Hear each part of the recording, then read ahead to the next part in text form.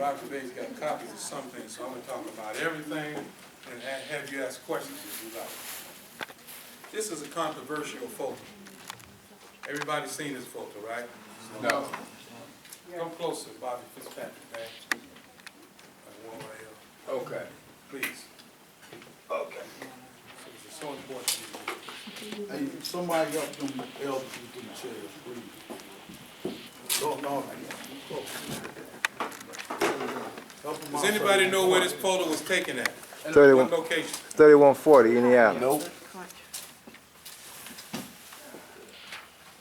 Where was it taken at, Carter Bay? At the prophet's office. 3603. Who said 3603? Right here, Crenshaw Hill. Who said 3140? Who said the prophet's office? The ones who said 3140 is right. The ones who said the prophet's office is right. The prophet's office is what address? 3140 Indiana. So when you walk in 3140 Indiana, the first office to your left was his office. The office to your left ahead going towards the main gallery area was somebody else's office, probably Claude Green. But the office to your right coming in was Oscar DePriest's office. And many of you who did the tour in there before Illinois Institute of Technology took over the building, which who has it now, was Oscar DePriest's safe that was not open. We toured that building many times. As you all know, we tried to get that building. We didn't have enough support. And with the advice of one of our real estate officers, Carter Bay, and a few more, it would take an enormous amount of money to rehab the whole thing that we didn't have. Because there were 3 floors, 10 rooms on each floor. And each room had their own fireplace. 3140 Indiana was first built in the 1800s, and it was a playhouse for the Jews. Indiana, for those who don't live in Chicago, Indiana is right next to what street? Michigan. Michigan. Michigan, right? That's right. Michigan is one way going south, and Indiana is one way going north. It used to be 2 ways. Michigan, the next street over, was known as Car Automobile Row, R-O-W. Because when the automobiles became more popular in the 30s, like the T-Model Ford and on Ford, most of them, if you wanted one in Chicago, that's where you went. Michigan Avenue from, let's say, 35th in Michigan all the way down to Cermak was filled with car dealers. Today, only one car dealership is on Michigan Avenue, right across from the Daily Defender building, newspaper building. And the reason for that is because the Daily Defender newspaper building, first 3140 didn't have a swimming pool, but the Daily Defender, that was a Jewish playhouse before it was Daily Defender, they built a swimming pool there, and that was their playhouse as well. Give you a little more history on 3140. 3140 Indiana was owned by who? Julius Rosenwald. Nope. Who took over Macy's store? What was Macy's store called first? Riches. Marshall Field. Marshall Field. 3140 Indiana was owned by Marshall Field. Marshall Field was best friends with who? Julius Rosenwald. Julius Rosenwald. They were multi-billionaires. In case you don't know who Julius Rosenwald was, he was the president of Sears Roebuck. He bought them out and became one of the largest retailers in the world. And what he did was he revolutionized buying from the catalog. And there have been catalogs set up by Montgomery Ward and other people, but never like Julius Rosenwald did Sears. He upped the ante, which means that you could buy a house from Sears, right? And they would send you all the materials, the plywood, whatever you need, the whole architectural structure. Julius Rosenwald employed who? Claude Green Bay. Claude Green Bay. He was his personal butler. All right? Here he comes now, the Reiki master. Uh-oh. Matthew So Bay we're call gonna him the talk Ricky for about Master. 10 more minutes. When you start talking about one piece of Moorish American history, it goes so many ways. It goes here and there and there and there, but it helps you to connect the dots. 3140 Indiana eventually was taken over and given to Oscar DePriest, who was our first Asiatic congressman since the Civil War, right? Oscar DePriest changed the building to the People's Movement, the People's Building. And it became a center for galvanizing political power in Chicago. Which means that in 1919, for instance, one of the biggest and the most deadliest riots occurred in Chicago. And it was because Lake Michigan over here was divided, and there was an imaginary line of division for Asiatics and Europeans near 31st Street, north of here. One day, Asiatic went over the imaginary line where the Europeans bathed and swam at, and they beat him. And then it became an all-out so-called race war. Well, the one who, and when it became like that, there was the stockyard, which was the major employer for not only our people, but Irish immigrants as well. Right. And in order to get to the stockyards, this was before they built the Dan Ryan Expressway, Right. you'd have to come this way east. The Asiatics couldn't go to work and make money to feed their families. In case y'all don't know what the stockyard is, it's where they butchered all the cattle that came from the south on the trains. Chicago has the most intricate railroad system in the nation. You can go to somebody's backyard and there's some train tracks. I mean, they're everywhere. That was to carry the heavy meat from the cattle coming here to be slaughtered. And 99.9% of the cattle and the pigs that were slaughtered was in the stockyard. So, Lewis B. Anderson, who was the alderman of the Second Ward, and which is north of here, was able to quell the violence and get everybody to sit down and talk, and they were able to go to work. But before then, they were killing each other, knocking each other in the head. They couldn't be caught. When I say they, the Europeans couldn't be caught on our side. We couldn't be caught on their side. And if you go to ChicagoDailyDefender.com historical library, you can probably pull up some photos of what was going on in that riot, because it got so bad, like I said earlier, they called in the state troopers.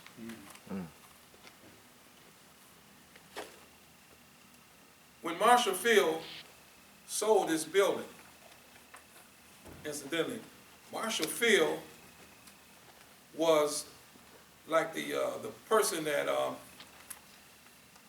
Julius Rosenwald used to do his thing. He had so much money, he put up the money to build and to stock what is now called the Field Museum of Science and Industry and the Field Museum of Natural History. Julius Rosenwald traveled the world obtaining artifacts, and he named those institutions after his friend Marshall Field. But he was the one who initially did that. Julius Rosenwald discussion is probably an hour or two, so we're going to move as fast as much as we can. Anyway, Julius Rosenwald, have anybody ever read Saul Alinsky's work, his social work? Okay, look up that author, Saul, S-A-U-L, Alinsky. He wrote a book about how to control grassroots organizations, okay? And this is the tactics that Julius Rosenwald was using, and our people called him the Jewish philanthropist. He financed most of your major institutions, especially in Georgia. Morehouse, Spelman. He gave the money to them, not because he was a philanthropist, but because he wanted to control the curriculum and what was taught to them. Islam? Right, so even Tuskegee, Even Tuskegee. Thank you, brother. the college that Claude Green Bay came from.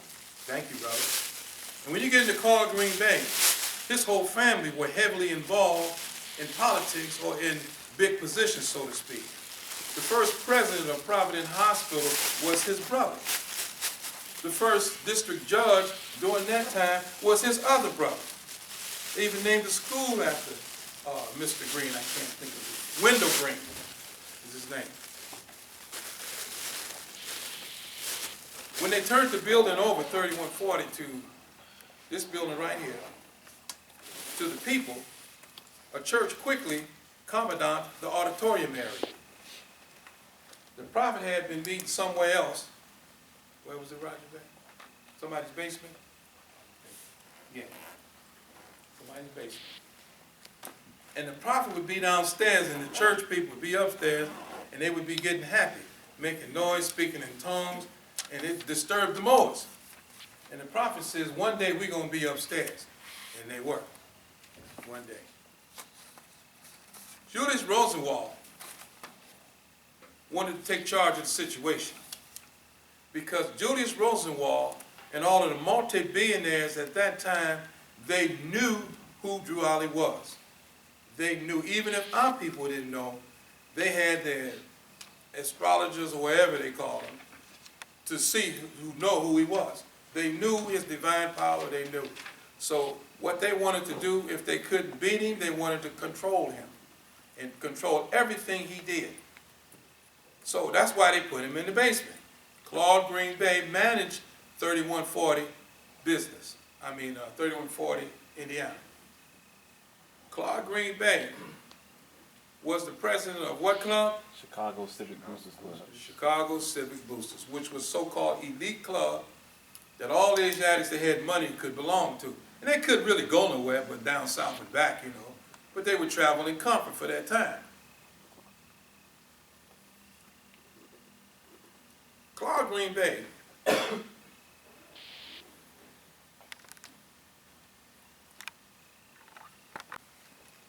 ¿Cómo se dice sleepy? Sueño. Sueño. Sueño means sleepy.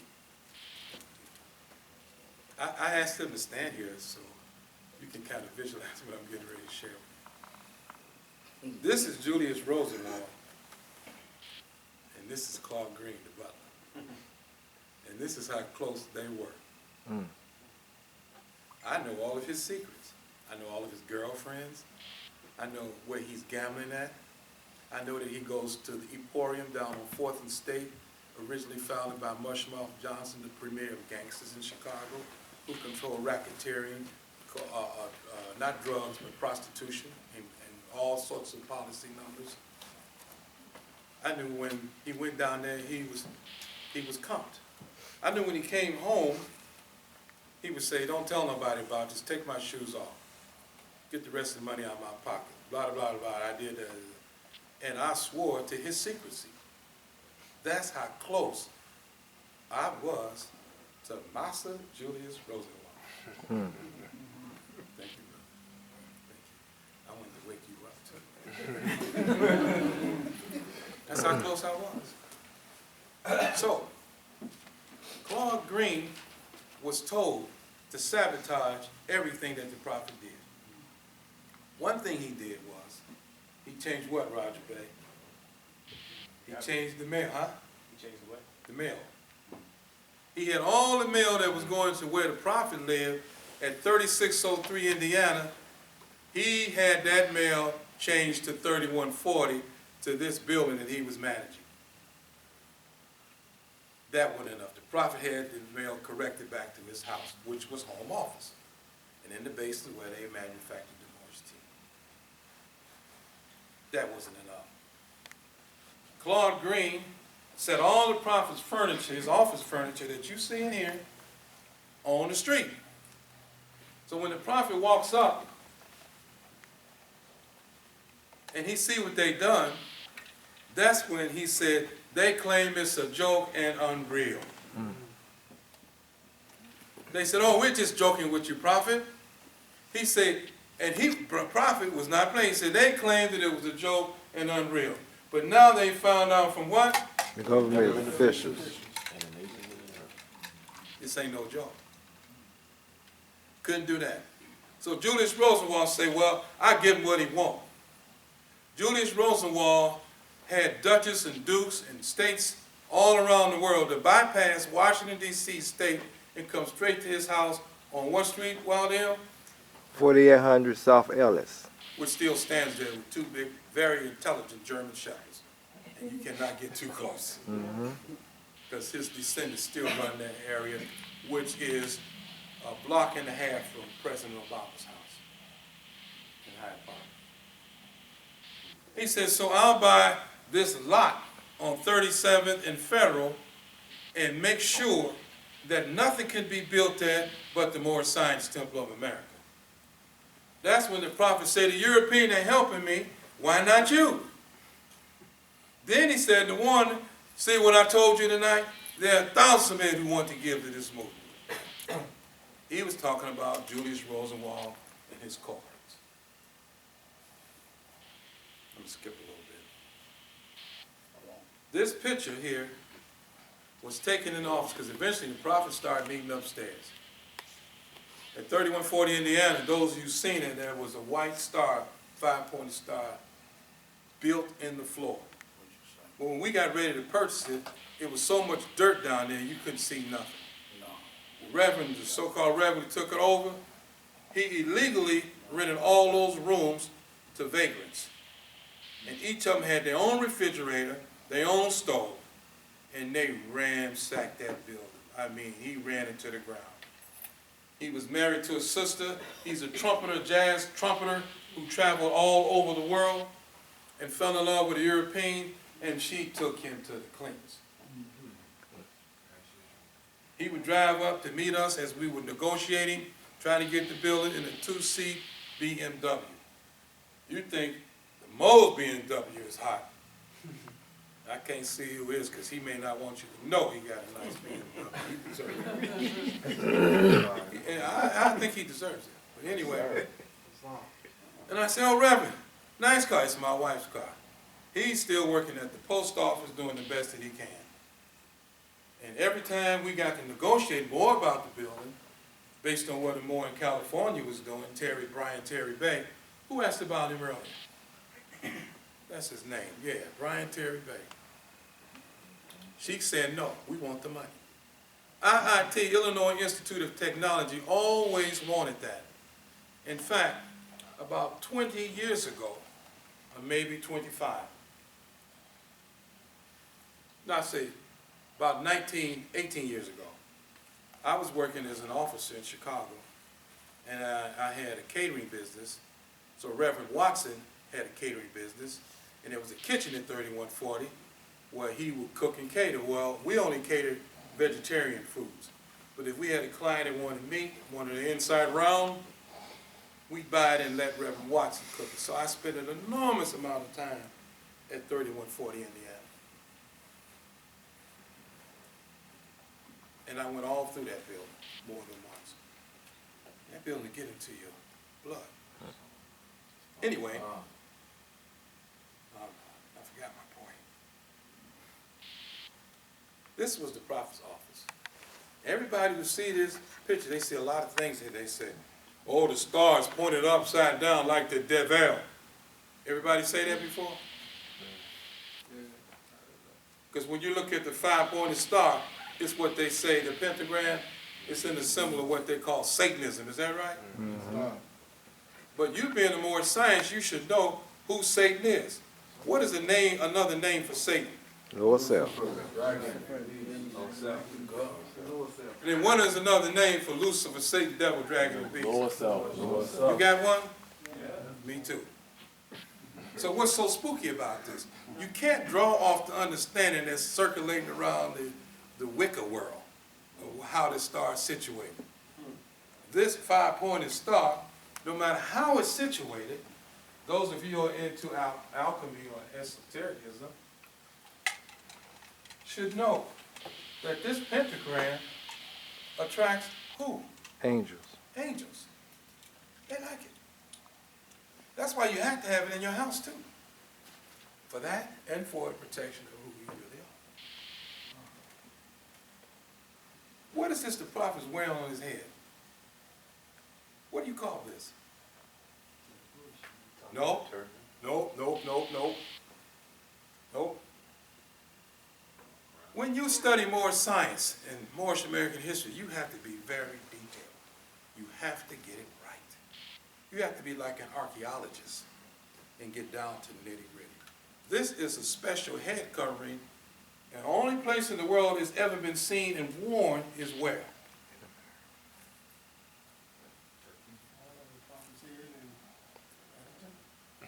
The Moroccan Empire, in Maghreb. In this day and time, this was the most popular headdress in what is now called Morocco. So where did he get it from? How did he get it? This is not a tarbouche. When you look at this again, take another real good look at this. Who is this sitting at the desk with the typewriter? What's her name? Who's that girl? Richardson here. Sister Richardson. Richardson Hill. Juanita? Yeah, Juanita Richardson Hill? Richardson here. Are you sure? Yeah. Are you sure? Look again.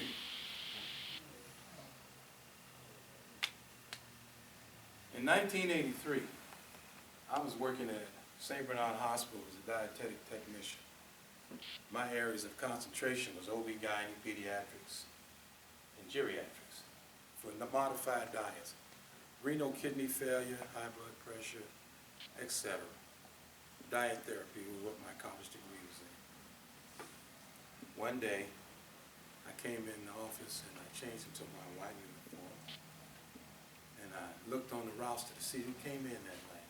Of course, to be honest with you, I was looking for Hills and Bays. What hill, what bay came in. And I looked up there, there was Henry Williams Hill. I said, yeah, more. On the 4th floor in geriatrics. So I quickly went up there and said, well, brother, you know, this is the floor I chart on. This is where I work, introduce myself. He's so glad to do that. He says, I'm gonna take good care of you. I said, anything I can do in my area, I'm gonna do it for you. He said, you don't know me. I said, I don't have to know you. You're ill. My back. Remorse. This is how we would carry it. He says, when dinner time come tonight, I want you to come up here and meet my auntie. I said, if I'm still around, I get off at 6. I said, if I'm not too busy, I'll come up. So I came up. And sitting in the room, in his bed, there was Henry Reese Bay,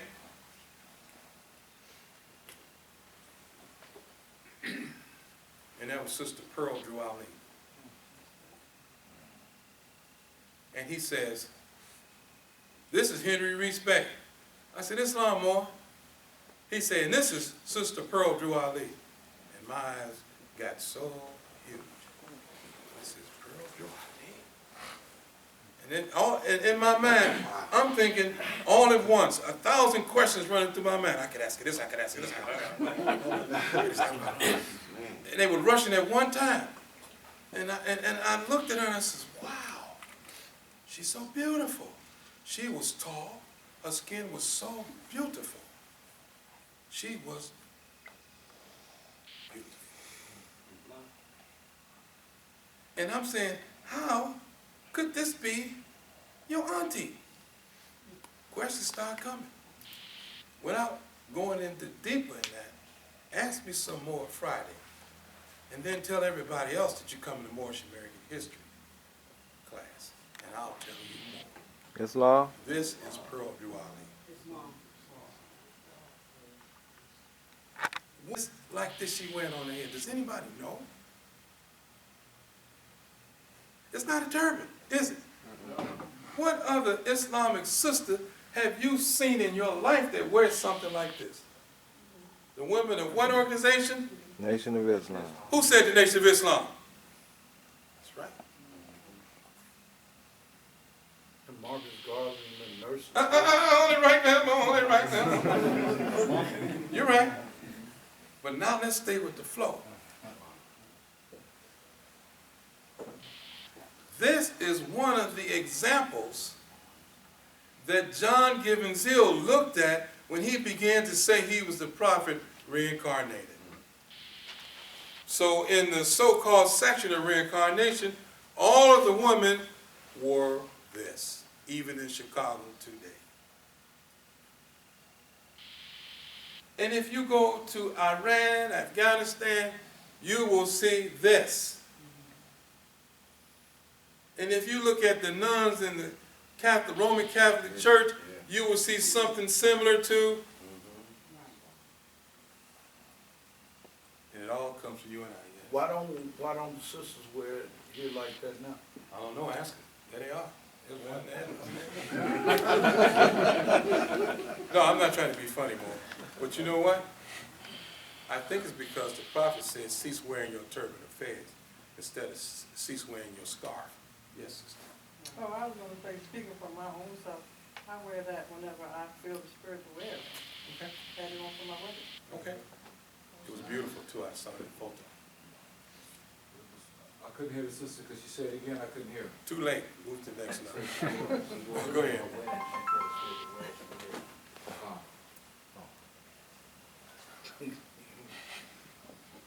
We got a lot of meat out of this one photo so far, Islam.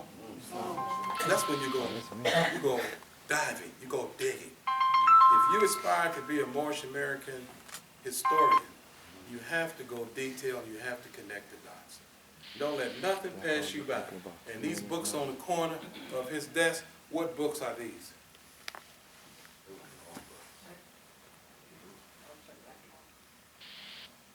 Some kind of book, yeah.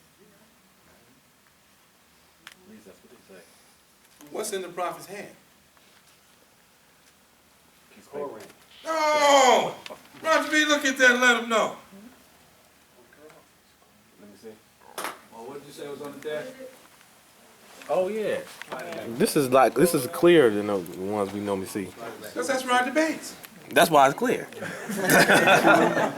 Brother man, you know I got I never seen that. You don't see that. That's it. It is the Holy Quran of the Moorish Science Temple of America. Oh, okay. That's what's in his hand. All right. Now he says it, now here how you connect these dots now.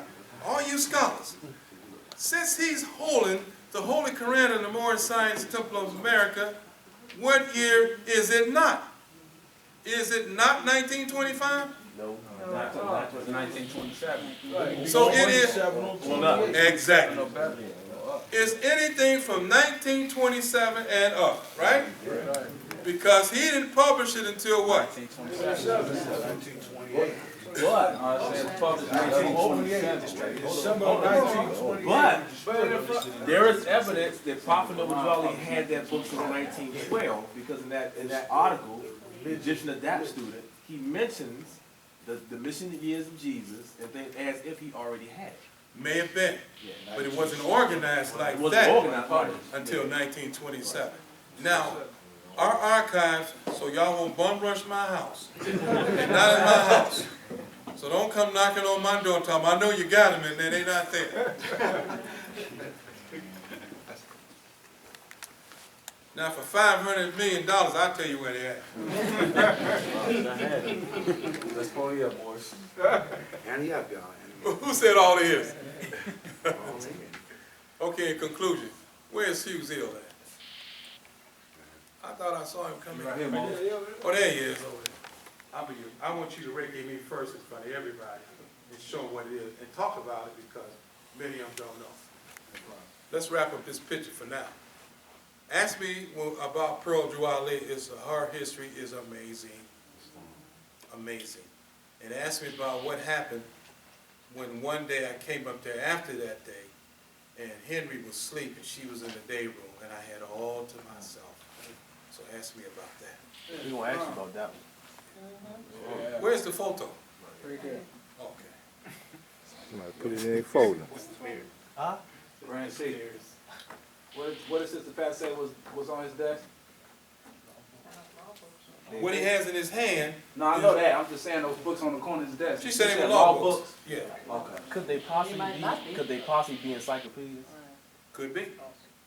Since what we know about these books is what? They on his desk. No, come on.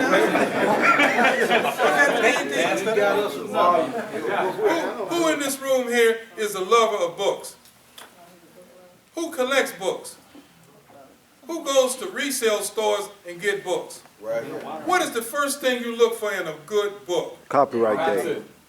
The edition. No, you gotta open it up to look at the content. The binder. What is the first thing you look at? Hardback or softback? Who said hardback? Hardback. So you look at the binding.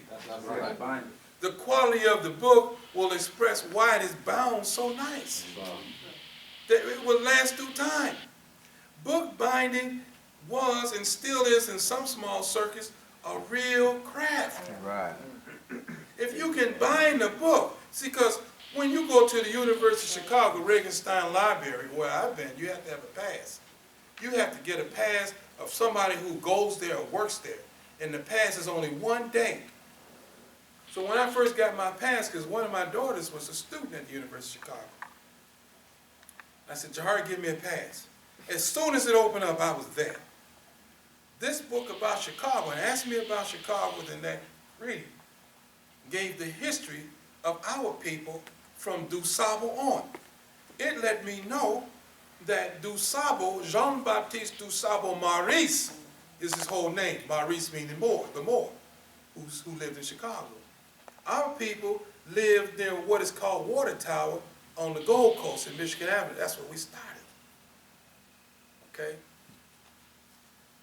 This book talks about our small communities and why we live there, because DuSable was telling his people, it's good up here, coming. They start coming.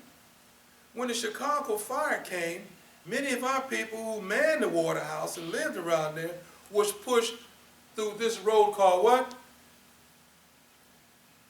R-O-O.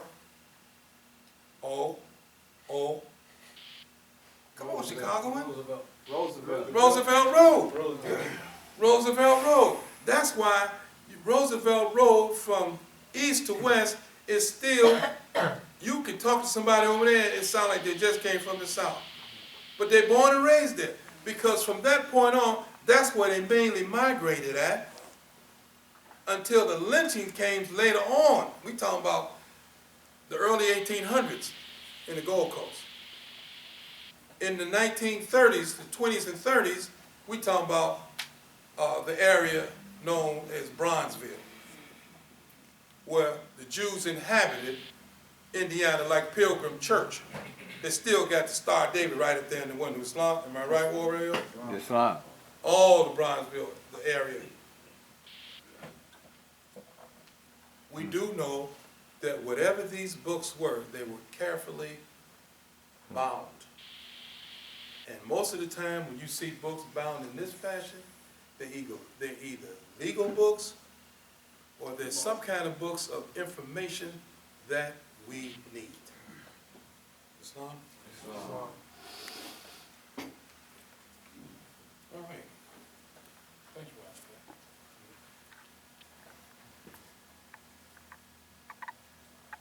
That's it till Friday. Islam. Thank you, Grand Sheik. Come